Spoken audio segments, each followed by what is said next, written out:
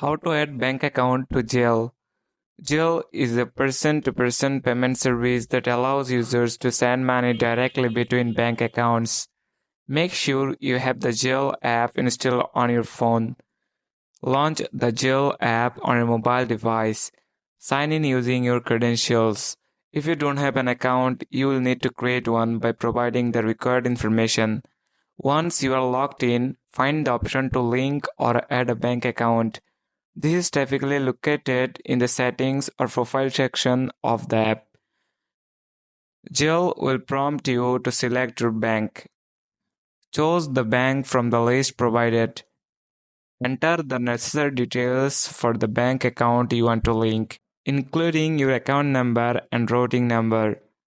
Follow the on-screen instructions carefully. That's it. Thanks for watching the video.